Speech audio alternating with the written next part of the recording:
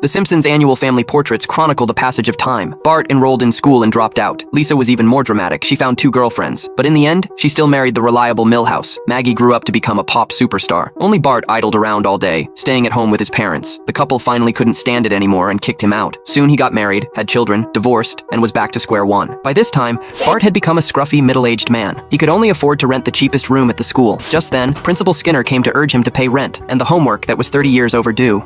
Don't worry, I got some buyers coming over to look at my good kidney. They grew back, right? After the principal left, Bart was about to grab a beer to ease his mood. At that moment, the teleporter in the corner made a sound. Mom, don't make us go to Dad's! It smells like dog, but there's no dog. You know, I can hear everything you say during crossfades. It turned out that Mom had specially sent his 2 kids over to spend Christmas with him. Bart swore he would give the kids the best holiday ever.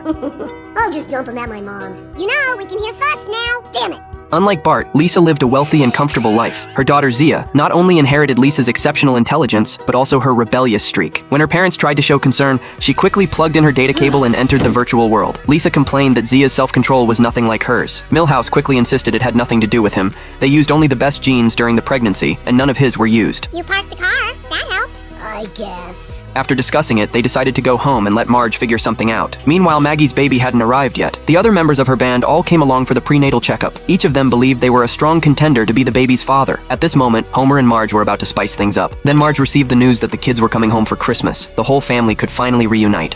Hey, I got a B-mail too! You have won a valuable prize. Open now. Don't open it, homie. It's a virus. Too late!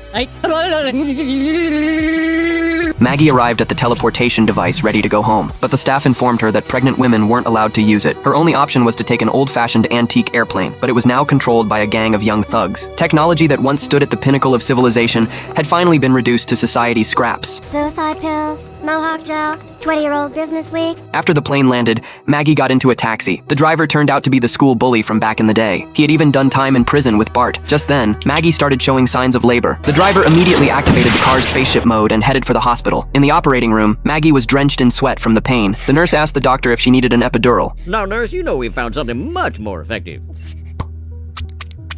Soon, Lisa and Bart returned to Springfield with their kids, but both of them were getting along poorly with their children. Bart only then learned that his ex-wife not only had a boyfriend, but had already remarried. Feeling dejected, he just wanted to be alone for a while. With no other choice, Homer took his grandchildren out to play. Thanks for spending so much time with us, Dad. The first stop was Apu's convenience store. Apu was busy fending off his octuplets, even though there was no cash to steal from the store anyway. But why keep trying? Because that's what the robbers used to do back then. On the other side, Zia was hopelessly addicted to the virtual world.